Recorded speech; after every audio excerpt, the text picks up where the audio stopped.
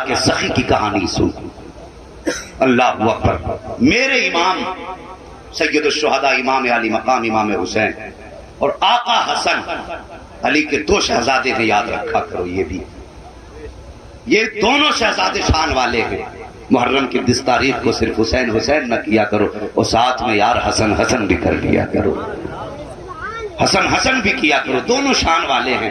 توجہ ہے کتنے شان والے ہیں. ایک دن حسنین کریمین کی کشتی ہونے لگی، سنا ہوگا آپ نے علماء سے. کشتی ہونے لگی، میرے حضور فرماتے ہیں حسن حسین کو ادھر سے پکڑو، حسین کو ادھر سے پکڑو. سیدہ پردے سے جھانک رہی تھی. او یار ماں تو ماں ہوتی ہے. جتنے بیٹھے ہیں اولاد والے سچ بتا کیا سب کو سب سے چھوٹا بچہ سب سے زیادہ پیارا ہوتا ہے؟ ہر ماں باپ کو یوں تو ساری اولاد پیاری ہوتی ہے، لیکن ماں باپ کو چھوٹا بچہ زیادہ پیارا ہوتا ہے. سیدہ پردے کی آڑ سے کہہ رہی ہیں ابا جی میرا حسن بڑا ہے، حسین چھوٹا ہے. آپ کو تو حسین کا ساتھ دینا چاہیے تھا، آپ حسن حسن کیوں کر رہے ہیں؟ میرے نبی نے فرمایا فاطمہ بتاؤں، میں حسن کو کشتی کے داؤ سکھا رہا ہوں تو جبریل حسین کو داؤ سکھا رہے ہیں. اللہ اکبر. میں حسن کے ساتھ ہوں تو حسین کے ساتھ جبریل ہیں. یہ شان والے شہزادے دونوں شان والے ہیں. غور کریں دونوں حج کے لیے گئے، دونوں شہزادوں نے 25 حج پیدل کیے. کتنے حج پیدل کیے؟ 25 حج پیدل کیے. آج بندہ حج کے لیے جاتا کتنے لاکھ لگا کے جا رہا ہے؟ تقریباً 2.5-3 لاکھ. یہ تو اس وقت کا خرچ ہے. اللہ ہدایت دے سعودی گورنمنٹ کو کہ اس نے جوئے کے اڈے کھول دیے، شراب کے اڈے کھول دیے، اور اس نے سنیما ہال بازار سب کھول دیے، لیکن ابھی اللہ کے حرم پہ پابندی لگا کے رکھی ہے. انہیں غیرت آنی چاہیے. بس توجہ کریں، مجھے ابھی ادھر نہیں جانا، مجھے انشاءاللہ کربلا جانا ہے. اگر آپ کو بھی چلنا ہے تو بولتے ذرا یا رسول اللہ. اللہ سلامت رکھے. دونوں شہزادوں نے کتنے حج کیے؟ 25. مسافت کتنی ہے؟ 350 میل، تقریباً 600 یا 650 کلومیٹر.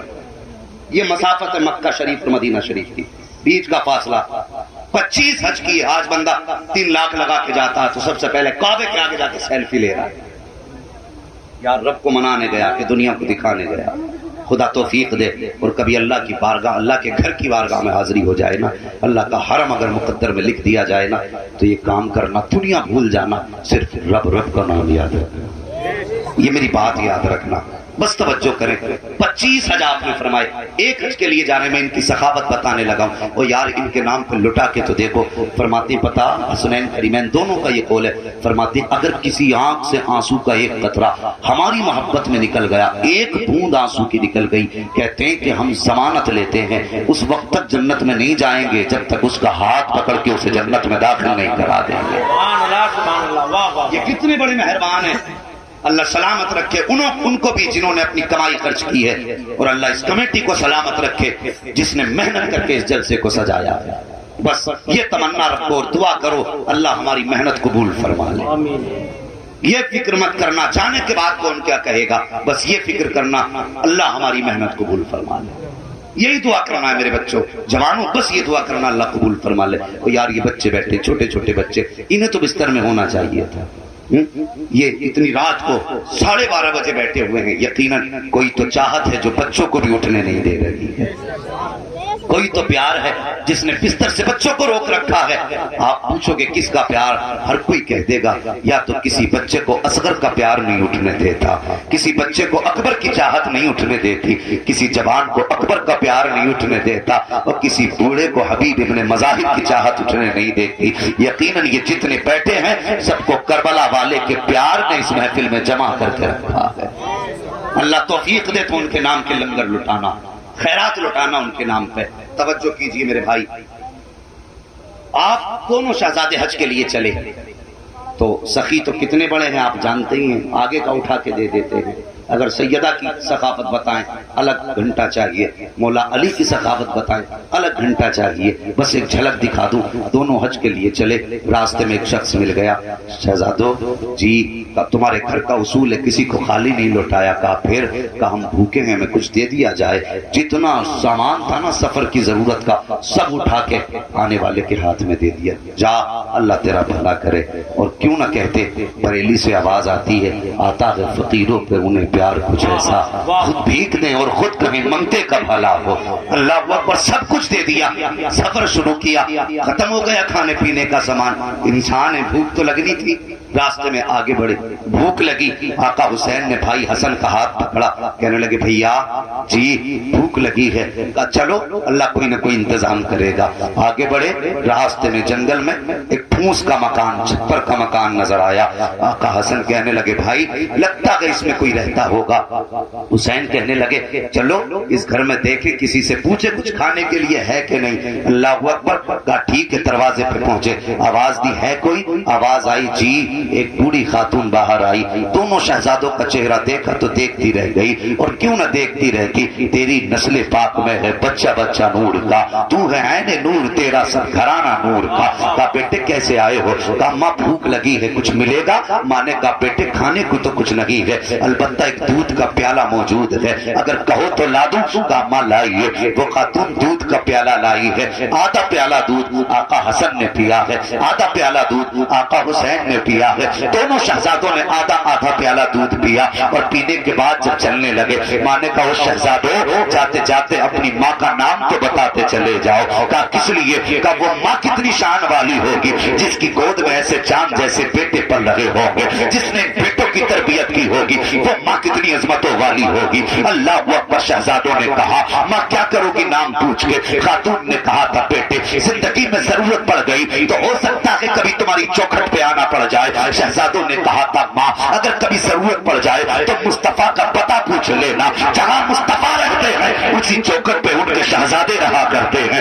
اللہ اکبر. شہزادوں نے اتنا پتہ بتایا ہے اور اس کے بعد حج کیا، گھر واپس آ گئے. کچھ وقت گزرا. کچھ وقت کے بعد آقا حسین ایک دن مدینے کی گلی میں ٹہل رہے تھے. اسی خاتون پر نظر پڑ گئی. ہاتھ پکڑا. کہنے لگے ماں میرے گھر کی مہمان بن جا. خاتون تو بھول چکی تھی دودھ پلا کر کے اپنے گھر لائے ہیں. 3 دن تک امام حسین نے خدمت کی ہے. عرب کا دستور یہ تھا کسی بھی اجنبی انسان کو اپنے گھر کا مہمان بنا لیا جاتا تھا. آج ہماری قوم ہمارا اصول کیا ہے؟ اگر مہمان آپ کا ہے تو میں کرسی نہیں دے سکتا، اگر مہمان قاری صاحب کا ہے تو میں جگہ نہیں دے سکتا، اگر مہمان حضرت کا ہے تو میں اپنی بیٹھک میں نہیں بٹھاؤں گا. میں کہوں گا کیوں جی؟ یہ میرا مہمان تھوڑی ہے جو میں اسے اپنے بستر پہ بیٹھاؤں. آئے جس کے گھر آیا ہے وہیں جا کر کے بیٹھے. لیکن عرب کا دستور تھا اگر کوئی بھی اجنبی آ جاتا تھا تو اس کی مہمان نوازی پہ فخر کیا کرتے تھے. آپ نے خاتون کو لیا ہے، 3 دن کے لیے گھر لے کر کے گئے. 3 دن تک خدمت کرتے رہے. 3 دن کے بعد بوڑھی کہنے لگی بیٹا میں جانا چاہتی ہوں. آپ نے فرمایا ماں ٹھہر جائیے. آپ کہتے ہیں چلنا ہے؟ کہا ہاں.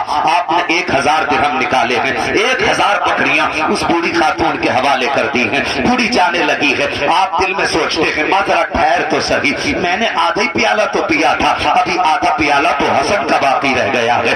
اس کے بعد ہاتھ پکڑ کے آقا حسن کی چوکھٹ پہ لائے ہیں. کہا بھائی پہچانا؟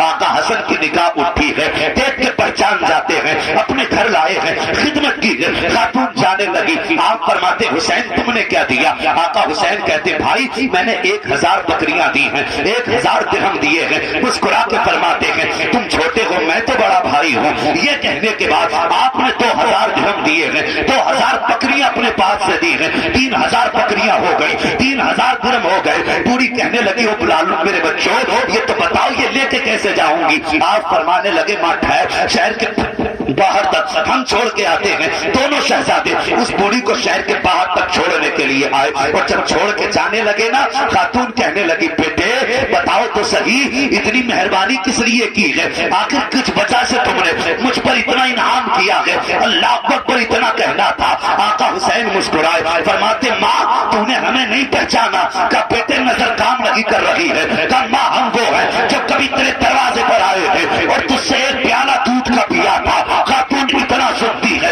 مچل جاتی ہے، کہتی اچھا سمجھ میں آ گیا تو تم نے یہ میرے دودھ کا بدلہ دیا ہے. فرمایا نہیں ماں یہ دودھ کا بدلہ نہیں ہے، یہ انعام ہے ہمارا. ارے وقت آ لینا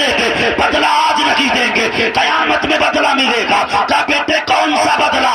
اس وقت حسنین نے کہا تھا اے ماں جب قیامت کا دن ہوگا، نفسی نفسی کا عالم ہوگا، کوئی کسی کا پرسان حال نہ ہوگا، اس ماحول میں اے ماں تو نے ہمیں دودھ پلایا ہے، ہم تیرا ہاتھ پکڑ کے حوض کوثر کے چاپ پلا کے دکھائیں. سبحان اللہ. نعرے تکبیر، نعرے رسالت، عظمت امام حسین، ذکر شہید اعظم، مسلک اعلیٰ حضرت.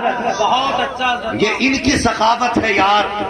اگر کوئی ایک پیالہ دودھ پلا دے تو اتنا نوازتے ہیں، جو اپنے خون پسینے کی کمائی ان کی محفل میں لگا دے تو پھر کتنا نوازتے ہوں.